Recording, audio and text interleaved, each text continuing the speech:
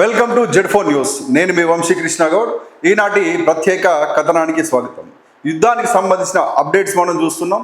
నిన్న ప్రీతం ప్రధానమంత్రి నరేంద్ర మోడీ గారు చేసినటువంటి ప్రసంగం, ఆ ప్రసంగానికి సంబంధించిన విషయాలు, ఆపరేషన్ సింధూర్ విజయాలు గురించి మనం మాట్లాడుకుంటే, ఈరోజు సాక్షి పేపర్లో మనం చూస్తున్నాం, అనుమాత్రం బెదరం, దాయాదికి ప్రధాని మోడీ హెచ్చరిక, ఉగ్రభూతంపై ఆపరేషన్ సింధూర్, ఇకపై మన దేశ అధికారిక విధానం ఇదే, పాకిస్తాన్ దుర్చర్యలన్నిటికీ ఇలాగే బదిలిస్తాం, ఉగ్రవాదాన్ని పాకిస్తాన్ను ఇక వేరుగా చూడబోం, పాక్ సైన్యం ప్రభుత్వమే ఉగ్రవాద పోషకులు, ఎప్పటికైనా ఆ భూతానికే బలవుతుంది, ఉగ్రవాదం వాణిజ్యం చర్చలు ఒకే ఊరిలో ఇమడవు, నీళ్లు రక్తము ఎన్నటికీ కలిసి ప్రవహించలేవు, ఉగ్రవాదులు మన మహిళల సింధూరం తుడిచేశారు, ఉగ్ర మూలాలతో పాటు వారి స్థైర్యాన్ని పెగిలించి వేశాం, 9/11 వంటి ఉగ్రదాడుల కేంద్రాలు భస్మీపటలం, దాంతో పాక్ నాయకత్వం బిక్కచచ్చిపోయింది, చేతులు కలపాల్సినది పోయి మనపైనే దాడి, దాయాదికి కని విని ఎరగని రీతిలో బుద్ధి చెప్పాం, కలలో కూడా ఊహించని నష్టాలు చవిచూశారు,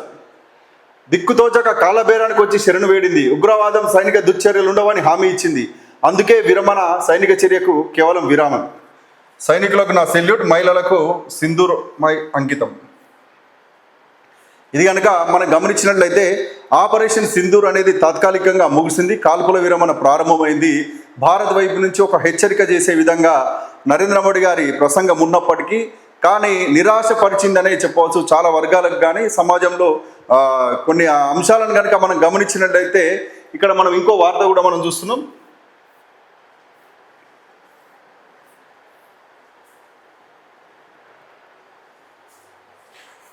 ఆంధ్రజ్యోతిలో చూస్తే అమెరికాకు సంబంధించిన వార్త, వాణిజ్య బెదిరింపులతో దారికి, యుద్ధం ఆపకపోతే వాణిజ్యం ఉండదని హెచ్చరించా, ఉన్న పలంగా కాల్పుల విరమణ పాటించాల్సిందని చెప్పా, భారత్ పాక్ అనుయుద్ధాన్ని నివారించా, లేకుంటే కోట్లాది మంది చనిపోయేవారు, భారత్ పాక్ ప్రధానులు పరిస్థితిని అర్థం చేసుకున్నారు, భారత్తో చర్చలు ప్రారంభించాం, పాక్తోనూ త్వరలో, అమెరికా అధ్యక్షుడు ట్రంప్ వ్యాఖ్యలు, ఆయన వ్యాఖ్యల్లో వాస్తవం లేదన్న ప్రభుత్వ వర్గాలు, మనల్ని పెత్తనం చేసే విధంగా అమెరికా ఆజమాయిషీ చేస్తుంది, మన మీద ఆధిపత్యం చేస్తుంది అనే విధంగా ట్రంప్ ఆయన ఏదో ప్రపంచానికి అధ్యక్షునిగా, అంటే భారతదేశం కూడా ఆయన చక్రవర్తి అయితే భారతదేశం ఒక సామంత రాజ్యంగా నిన్న మాట్లాడడం జరిగింది. ఏదో మేము చెప్తున్నాం, మేమే బెదిరించడం పాకిస్తాన్ను, భారతదేశాన్ని, మీకు ట్రేడ్ ఆపేస్తాము, మీతో వాణిజ్య సంబంధాలను ఆపేస్తాము అని బెదిరిస్తే భారతదేశం భయపడ్డది, పాకిస్తాన్ భయపడ్డది, వెనుకకు పోయింది అనే విధంగా ఆయన మాట్లాడడం చాలా బాధాకరం. ప్రతి భారతీయుడు బాధపడాల్సిన విషయం. మన సార్వభౌమాధికారం మీద, మన దేశ రాజకీయ వ్యవస్థ మీద వేరే దేశం అధ్యక్షుడు, ఆయన భారతదేశానికి మోడీ ఎలాగైతే ప్రధానమంత్రి ఉన్నాడో అమెరికాకు ట్రంప్ కూడా అంతే అధ్యక్షుడు. కానీ ఆయన పెత్తనం మన మీద మాట్లాడడం, ఆయన ట్వీట్స్ చేయడం, అధికారికంగా మాట్లాడడం, మేము వాణిజ్యం ఆపేస్తామని చెప్తున్నాం అని అంటే ఇది కొంతవరకు బాధ కలిగించే విషయం. ట్రంప్ గారు కూడా మాట్లాడిన మాటలను మోడీ గారు నిన్న ప్రసంగంలో ఖండించలేదు. అసలు ఎక్కడ కూడా మేము మధ్యవర్తిత్వాన్ని సహించము, అమెరికా పెత్తనం మాకు అవసరం లేదు అనే విధంగా ఒక్క మాట కూడా మాట్లాడకపోవడం కూడా బాధాకరంగా ఉంది. అసలు యుద్ధం ఎలా స్టార్ట్ అయింది, ఎలా ముగిసింది, ఆపరేషన్ సింధూర్ ముగిసిందా, అసలు కాల్పుల విరమణ అయింది అని గమనించినట్లయితే అసలు ఎక్కడ మొదలైంది, ఎక్కడి నుంచి ఎక్కడికి వెళ్ళామనేది మనం గమనిద్దాం. నిజంగా పహల్గామ్లో దాడి జరిగితే 26 మంది అమాయకులను పొట్టన పెట్టుకుంటే ఆ ఉగ్రవాదుల మూలాలు పాకిస్తాన్లో విన్నామని చెప్పేసి మనం ప్రారంభం చేసిన విషయం, అసలు ఎందుకు సడన్గా ఆగిపోయింది, కాల్పుల విరమణకు మనం ఎందుకు దిగిరావాల్సి వచ్చింది అని చాలా వరకు నిరాశ నిస్పృహలతోటి భారతదేశ సమాజం కూడా కొంత ఉంది. దానికి కొంచెం బూస్టింగ్గా ఇచ్చే విధంగా నరేంద్ర మోడీ గారి ప్రసంగం ఏమైనా ఉంటుందా, లేకపోతే ఇంకేమైనా చెప్తాడా అని అంటే ఆయన ప్రసంగంలో కొత్తగా చెప్పింది ఏమీ లేదు. ఆ చెప్పిన విషయాలనే మళ్ళీ చెప్పడం జరిగింది. మన దేశం యొక్క గొప్పతనం, లేకపోతే అమెరికా మాట్లాడిన మాటలను ఖండించం కానీ అమెరికా పెత్తనాన్ని అంగీకరించమని కానీ ఆయన చెప్పకపోవడం బాధాకరమైన విషయం. మనం ఇంకో పేపర్ కనుక చూసినట్టయితే దీనికి సంబంధించి నమస్తే తెలంగాణలో ఇవ్వడం జరిగింది. ఇదే విషయానికి సంబంధించి మోడీ ఫైర్ కాదు, సీజ్ ఫైర్, ప్రధాని మోదీ చెప్పింది ఒకటి, ప్రపంచం చూస్తున్నది మరొకటి, కేంద్రం వాదిస్తున్నది ఒకటి, బయట కనిపిస్తున్నది మరొకటి, కాల్పుల విరమణ నిర్ణయం జాతిని ఎంత నిరాశపరిచిందో ఆయన చేసిన ప్రసంగం కూడా అంతకంటే ఎక్కువ నిరాశపరిచింది. ప్రత్యర్థి పాక్ కాళ్ళబేరానికి రప్పించామని మోడీ చెప్పిండు, కానీ తామే గెలిచామని పాక్ ముందే ప్రకటించుకున్నది, ఉగ్ర మూకలను తుదబెట్టించాడని మోడీ చెప్పిండు, కానీ వాళ్ళు ఇప్పటికీ పాక్లో బహిరంగంగానే తిరుగుతూ ఉన్నారు. పాక్ కాళ్ళబేరానికి వచ్చిందని మోడీ చెప్పిండు, కానీ దాయాది ఇప్పటికీ తలెగరేస్తూ ఉన్నది, టెర్రరిస్టులను గడగడలాడించామని మోడీ చెప్పిండు, కానీ మసూద్ అజర్, హఫీజ్ సయీద్ ఇంకా సవాలు విసురుతూనే ఉన్నారు. పహల్గాంలో చెదిరిపోయిన సింధూరాలకు ప్రతీకారం తీర్చుకున్నామని మోడీ చెప్పిండు. కానీ నవజంటలను కాల్చి చంపిన ముష్కరులు ఇంకా చేతికి చిక్కనే లేదు. పాక్ హద్దు మీరితే సహించేది లేదని మోడీ అన్నాడు. కానీ ఆయన ప్రసంగం ముగిసిన కొద్ది గంటల్లోకే కాశ్మీర్లోని సాంబాలో మళ్ళీ పాక్ డ్రోన్లు ఎగురుతూ కనిపించాయి. పాక్తో చర్చలంటే ఉగ్రవాదంపైనే అని మోడీ అన్నాడు. కానీ ఉగ్రవాదానికి మద్దతు ఆపుతున్నట్టు పాక్ ఇప్పటికీ ప్రకటించలేదు. ఆ దేశ ఆర్మీ జనరల్ ఉగ్రవాదుల అంత్యక్రియల్లో హాజరై జాతీయ చెండాలు కప్పి సల్యూట్ చేస్తున్నారు. పాకిస్తాన్తో జరిగిన 4 యుద్ధాల్లో భారత్ పైచేయని పాక్ ఓటమిని ప్రపంచం కల్లారా చూసింది. కానీ ఇప్పుడు మాత్రం మోడీ చెప్తేనే వినాల్సిన పరిస్థితి తలెత్తింది. పాకిస్తాన్ కోలుకొని దెబ్బతినడం వల్లే ఓడిపోయిందని మోడీ అంటున్నా రాయబారం చేసిన ట్రంప్ నోట ఆ మాటే రావడం లేదు. నాడు తనను బెదిరించిన అమెరికా అధ్యక్షుడు నిక్సన్ నోటితోటే ఇందిరాగాంధీ ఆసియాలో భారత్ ప్రధాన శక్తి అని అనిపించగలిగింది. కానీ అమెరికా అధ్యక్షుడు ట్రంప్ భారత్ను బెదిరించి కాల్పుల విరమణకు ఒప్పించామని, భారత్ పాక్లో కామన్ సెన్స్ ఉందని బహిరంగంగా ఒకే ఘాటన కట్టిపడేసే పరిస్థితికి వచ్చింది నేడు. గతంలో కుదుర్చుకున్న ఏ ఒప్పందాన్ని పాకిస్తాన్ గౌరవించలేదు, ఉగ్రవాదానికి మద్దతు ఆపలేదు. అయినా ఎటువంటి షరతులు విధించకుండా కేవలం డిమాండ్లు పెట్టి పాక్ను కట్టడి చేస్తున్నట్టు కేంద్రం ప్రకటించింది. పాక్ కాలు దువ్వుతూనే ఉంది. అయినా కాల్పుల విరమణ ఎందుకు వచ్చింది? ప్రత్యర్థి కవ్విస్తూనే ఉన్నాడు. మరి మోడీ సర్కారు కాడికి ఎందుకు పారేసింది? ప్రశ్నలు అనేకం, కారణాలు గోప్యం. 2 రోజులైనా అంత అస్పష్టం. ఇది నమస్తే తెలంగాణకు సంబంధించిన కథనం కనుక మనం చూసినట్టయితే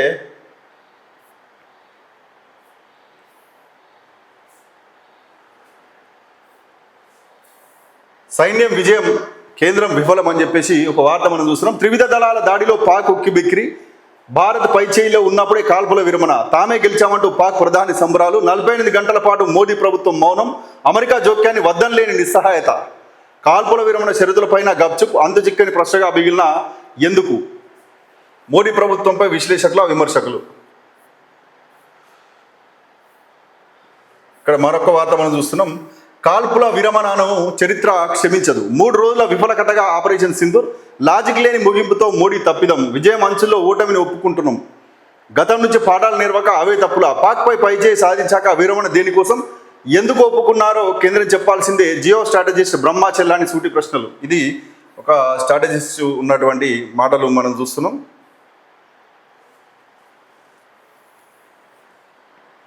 ట్రంప్ పేరు చెప్పలేదేం, అమెరికా జోక్యం నిజమా అబద్ధమా, కాల్పుల వివరణపై వివరణ ఏది? ప్రధాని మోడీని నిలదీసిన కపిల్ సిబల్. మనం ఇంతకుముందు అనుకున్న మాటలే ఆయన కూడా చెప్తున్నారు. ట్రంప్కు అమ్ముడుపోయారా? సార్వభౌమాధికారంపై మోడీ సర్కార్ రాజీ, మధ్యవర్తిత్వం చేసే హక్కు ఆయనకు ఎవరిచ్చారు? మోదీ సర్కార్పై మండిపడ్డ శివసేన. 3వ దేశం జోక్యం నిజమేనా? అదే జరిగితే సిమ్లా ఒప్పందాన్ని ఉల్లంఘించినట్లే. అమెరికా మధ్యవర్తిత్వంపై కేంద్రం వివరణ ఇవ్వాలి, మోడీ సర్కార్ను డిమాండ్ చేసిన కాంగ్రెస్.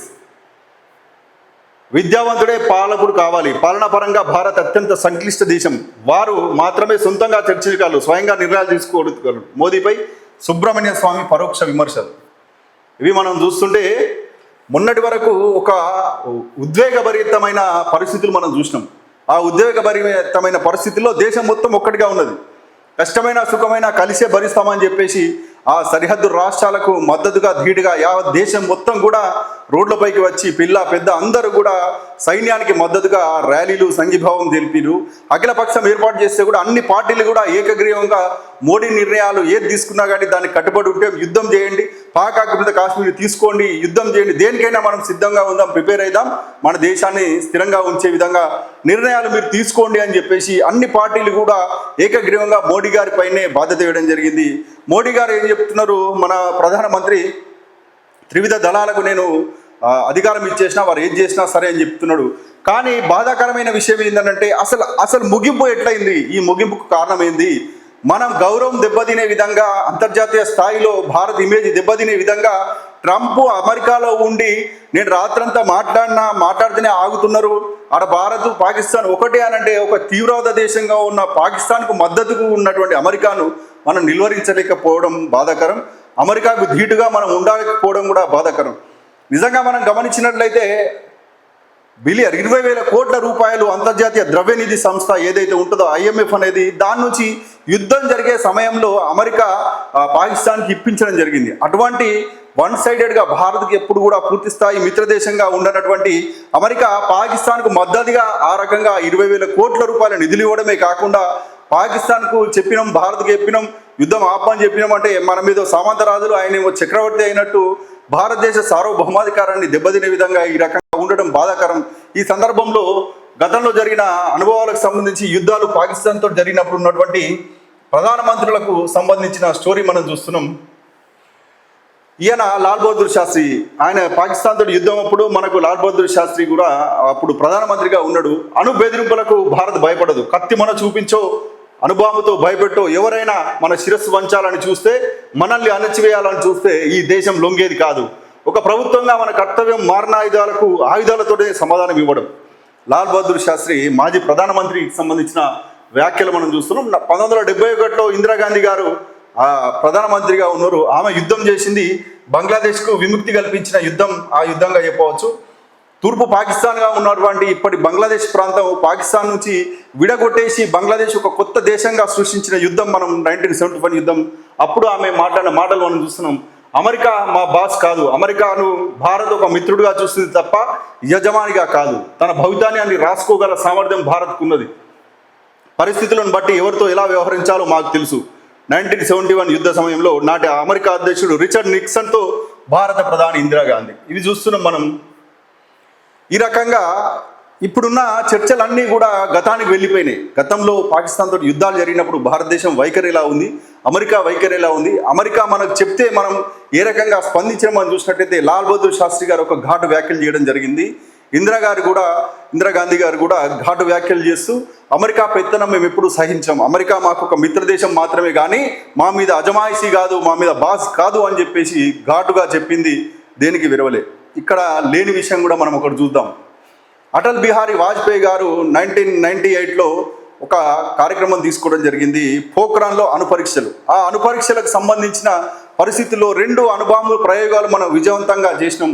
నాడు అబ్దుల్ కలాం గారు సైంటిస్ట్గా ఉండి అక్కడ జార్జ్ ఫెర్నాండెస్ గారు డైరెక్ట్ అక్కడ రాజస్థాన్లోని ఎడారికి వెళ్ళి తారెడారిలో పోఖ్రాన్ అణుపరీక్షలు జరుగుతున్నాయి, మేము జరిపినాం, విజయవంతంగా ప్రయోగించినామని చెప్పేదాకా అమెరికాకు భయపడకుండా, అమెరికాకు విరవకుండా, అమెరికా రాడార్లకు శాటిలైట్లకు దొరకకుండా ఆయనే బాంబు ప్రయోగం చేసిండు. ఆ తర్వాత ఆయన అధికారికంగా చెప్పేదాకా కూడా అమెరికాకు తెలియని పరిస్థితి. ఆ తర్వాత బిక్క చచ్చిపోయినటువంటి అమెరికా దేశం భారతదేశాన్ని ప్రపంచం మొత్తంలో ఒంటరిని చేసింది. ఆర్థిక పరంగా ఏకాకిని చేసింది. అన్ని రకాల ఆర్థిక సహాయాలు ఆపేసింది. ఐక్యరాజ్య సమితిలో కంప్లైంట్ చేసింది. ఇలా చూస్తే అన్ని రకాలుగా ఆంక్షలతోటి భారతదేశాన్ని ఉక్కిరి బిక్కిరి చేసిన సందర్భంలో కూడా అమెరికాను ధీటుగా ఎదుర్కొన్న నాయకుడు నాడు అటల్ బిహారీ వాజ్పేయి గారు. మరి నేడు ఏమైంది? అమెరికాకి మనం భయపడ్డామా? ఆపరేషన్ సింధూర్ ఎట్లా స్టార్ట్ అయింది? ఇంత సడన్గా ఎందుకు ముగిసింది? ఈ రకంగా అన్ని రకాల ప్రశ్నలకు సమాధానం చెప్పాల్సిన భారత ప్రధాని ప్రస్తుతం నరేంద్ర మోడీ గారు నిన్న చేసిన ప్రసంగంలో ఈ విషయాలు ఏవి కూడా ప్రస్తావించకుండా మేము విజయం సాధించినామని, పాకిస్తాన్ వాళ్ళు కూడా విజయం సాధించినామని చెప్తున్నారు. వాళ్ళు కూడా ఇక్కడ ఎయిర్ బేస్లను మేము ధ్వంసం చేసిన, విమానాలు పడగొట్టినామని ఏ రకంగా చెప్తున్నారు, మనలు వాళ్ళు అలాగే చెప్తున్నారు. కానీ అసలు నిజమైన అవకాశం ఉండే పాక్ ఆక్రమిత కాశ్మీర్ ఏదైతే ఉందో ఇప్పుడున్న యుద్ధం సాకుగా చేసుకొని మనం పాక్ ఆక్రమిత కాశ్మీర్ వైపు వెళ్ళి ఒక 4 రోజులు 5 రోజులు యుద్ధాన్ని కొనసాగించి అక్కడి వరకు వెళ్ళినాక మనం వదిలేసి అప్పుడు మనది పైచేయిగా ఉండేదని చెప్పేసి విశ్లేషకులు చెప్తున్నారు. నిజంగా బాధాకరమైన విషయం. యుద్ధానికి సంబంధించి అటు పాకిస్తాన్ తోటి ఇటు అసలు ఎవరు గెలిచిరు యుద్ధంలో? భారతదేశం గెలిచిందా? పాకిస్తాన్ గెలిచిందా? లేకపోతే ఈ రెండింటిపైన అమెరికా పెత్తనం గెలిచిందా అని అంటే ఇప్పుడున్న విశ్లేషకులు ఏం చెప్తున్నారు అంటే ఈ 2 దేశాలపైన అమెరికా పెత్తనమే గెలిచిందని చెప్తున్నాడు. ట్రంప్ ఓపెన్గా స్టేట్మెంట్ ఇస్తున్నాడు. వీళ్ళిద్దరిని నేను భయపెట్టినా, మీతోటి నేను బేరమాడా, మీతోటి నేను భయంలోనే ఉంచుతా అని చెప్పేసి ఓపెన్గా స్టేట్మెంట్ ఇవ్వడం జరిగింది. ఇద్దరిని భయపెట్టి నేను లొంగ తీసుకున్నా అని చెప్పేసి చెప్తుంటే కూడా మన దేశ ప్రధానమంత్రి ఆయన నోటి నుంచి ఆ మాట రాకపోవడం, దాన్ని ఖండించకపోవడం మాకు ఎవరు కూడా అంటే గతంలో సిమ్లా ఒప్పందం ఉంది భారతదేశానికి పాకిస్తాన్కు. పాకిస్తాన్ విషయంలో కావచ్చు, కాశ్మీర్ విషయంలో కావచ్చు, మధ్యవర్తిత్వానికి ఏ దేశం కూడా మనం ఒప్పుకోవద్దు. మనం ఏదైనా ఉంటే భారత్ పాకిస్తాన్ మాత్రమే మాట్లాడుకోవాలి, సరిదిద్దుకోవాలి. కానీ కాశ్మీర్ విషయంలో కానీ భారత్ పాక్ సంబంధాల విషయంలో కానీ ఏ దేశం మధ్యవర్తిత్వాన్ని అంగీకరించమన్న సిమ్లా ఒప్పందానికి వ్యతిరేకంగా నేడు అమెరికా మాట్లాడుతుంటే కూడా మనం ప్రశ్నించకపోవడం బాధాకరంగా ఈరోజు విశ్లేషకులు చెప్తున్నారు. భారత్ మాత్రమే ఏకాకిగా, భారత్ మాత్రమే ఒంటరిగా చేసిన అంతర్జాతీయ స్థాయిలో అనేక రకాల ఆంక్షలు పెట్టిన గతంలో ఉన్నటువంటి ప్రధానమంత్రులు ధీటుగా ఎదుర్కొని సమాధానం చెప్పిరో నేడు కూడా అదే పరిస్థితి ఉండాల్సింది. అసలు మనం అమెరికాకు తలగ్గాల్సిన అవసరం లేకుండే అని చెప్పేసి చెప్తున్నారు. ఆపరేషన్ సింధూర్ మొదలు పెట్టినాం. 3 రోజులు గడవక ముందే కాల్పుల విరమణ అని మనమే చెప్పడం, అది మనకంటే ముందే అమెరికా అధ్యక్షుడు ట్వీట్ చేయడం కూడా ఇదొక మన భారతదేశం అస్తిత్వానికి సంబంధించిన విషయం కాబట్టి దీని గురించి కూడా సమాధానం చెప్పాల్సిన మోడీ గారు చెప్పలేకపోయిండు. ఎవరినో విమర్శించడం కోసమో ఎవరినో పొగడడం కోసమో కాదు ఇప్పుడు మాట్లాడుతున్నది. మొన్నటి వరకు కూడా ప్రపంచం మొత్తంలో అసలు పార్టీలకు అతీతంగా చాలా మటుకు అంటే ఎక్కడో 5-10% కొంత వేరియేషన్ ఉంది, కానీ మిగతా వ్యతిరేకంగా మాట్లాడేవారు కూడా గప్చుప్గా మూసుకొని కూర్చున్నారు. ఎవరు కూడా ఖండించలే ఏ చర్యను కూడా. 90% సమాజం మొత్తం కూడా మోడీకి మద్దతుగా నిలిచింది. పాకిస్తాన్ను ధీటుగా ఎదుర్కోవాలి, మనం గట్టి సమాధానం చెప్పాలి, భవిష్యత్ తరాలకు మళ్ళీ పాకిస్తాన్ ఉగ్రవాదం పేరుతోటి ఇక్కడ ఇబ్బందులు కావద్దు, ప్రశాంతమైన కాశ్మీర్, సుందర కాశ్మీరమే మనం చూడాలి, కాశ్మీర్తో పాటు పాక్ ఆక్రమిత కాశ్మీర్ కూడా మనకే కావాలని కోరుకుంటున్న సందర్భంలో మొత్తము వేడి పెంక మీద నీళ్లు చల్లేసినట్టు మొత్తం చల్లారిపోయింది వ్యవస్థ అంతా. అసలు ఎందుకు ముగిసిందో, కాల్పుల విరమణకు మనం ఎందుకు ఒప్పుకున్నామో, అసలు సాధించింది ఏంటో కూడా మనకు తెలియని పరిస్థితి ఉంది. ఏదో చెప్తున్నాం మనం కొంతవరకు, అక్కడ దాడి చేసాం ఇక్కడ దాడి చేసాం అని అంటే అక్కడికి వెళ్ళిన ప్రాంతాల వాళ్ళు కూడా ఖండిస్తున్నారు, ఈ దాడి జరగలే అని చెప్పేసి. నిజంగా మేమే పాకిస్తాన్ ఎయిర్ డిఫెన్స్ వ్యవస్థనే గొప్పగా ఉన్నది, మేమే కూల్చినామని వాళ్ళు చెప్పుకుంటున్నారు. ఈ పరిస్థితిలో మనం సజీవ సాక్ష్యంగా మనమే కనుక నియంత్రణ రేఖకు హద్దులు చెరిపేసి పాకిస్తాన్ ఏదైతే పాకిస్తాన్ ఆక్రమిత కాశ్మీర్ పోయిందో అక్కడి వరకు మనం వెళ్ళేసి మనం వెనక్కి తిరిగి వచ్చినా మనకు విజయంగా ఉండేది. గతంలో మన సేనలు మన ప్రధానమంత్రి నాయకత్వంలో 1971లో కావచ్చు, అంతకంటే ముందు జరిగిన యుద్ధాల్లో కావచ్చు, లాహోర్ ఏదైతే పాకిస్తాన్ ఆర్థిక రాజధాని ఉందో లాహోర్ వైపు, లాహోర్ దిశగా వెళ్ళినాయి మన సైనికులు, మన యుద్ధ ట్యాంకులు లాహోర్లో కూడా మార్చ్ ఫాస్ట్ వేసి తర్వాత తిరిగి వచ్చిరు. గతంలో 71లో జరిగిన యుద్ధంలో 90,000 మంది సైనికులను వాళ్ళని పట్టుకున్నాం. తర్వాత 6 నెలలకు వాళ్ళను చర్చలు జరిగినాక వదిలిపెట్టినాం. ఈ రకంగా మనది పైచేయి ఉండే సందర్భంలో మన టెక్నాలజీ ఇంత పెరిగింది, ఇంత గొప్పగా ఉందన్న టైంలో ఈ రకంగా కాడి కింద పడేయడం కూడా బాధాకరంగా ఉంది. కాబట్టి నిజంగా కూడా భవిష్యత్తులో ఇటువంటి నిర్ణయాలు తీసుకునే ముందు అంతర్జాతీయ సమాజం ముందు భారత్ యొక్క గౌరవాన్ని పెంచే విధంగా ఉండాలి, కానీ భారత్ యొక్క గౌరవాన్ని తగ్గించే విధంగా మన స్టెప్పు వెనక్కి తీసుకోవద్దని చెప్పేసి కోరుకుంటూ, మోడీ గారు భవిష్యత్తులో కూడా భారతదేశానికి సంబంధించి పాకిస్తాన్కు తగిన బుద్ధి చెప్పే విధంగా నిర్ణయాలు తీసుకోవాలని కోరుకుంటూ ఈ స్టోరీకి ముగింపు పలుకుతున్నాం. మీరు Z4 న్యూస్కు మద్దతుగా Z4 న్యూస్ను సబ్స్క్రైబ్ చేయండి అని కోరుతున్నాం. లేటెస్ట్ అప్డేట్స్ వెంటనే మీకు చేరుతాయి. అంతేకాకుండా మీరు కామెంట్స్ చేయండి, మీకు సంబంధించిన విషయాలు మంచి చెడు ఏదున్నా సరే, సద్విమర్శలు కానీ ఏ కామెంట్స్ అయినా మీరు కామెంట్స్ రూపంలో తెలియజేస్తే వాటికి అనుగుణంగా అప్డేట్స్ ఉంటాయి. కాబట్టి మీకు నచ్చిన విషయం ఉంటే కామెంట్ చేయండి, నచ్చని విషయం ఉన్నా కామెంట్ చేయండి, నచ్చితే లైక్ చేయండి, నచ్చిన వారికి షేర్ చేయండి అని కోరుకుంటూ మళ్ళీ ఒక ప్రత్యేకమైన కథనంలో మళ్ళీ కలుసుకుందాం. అంతవరకు సెలవు, నమస్కారం.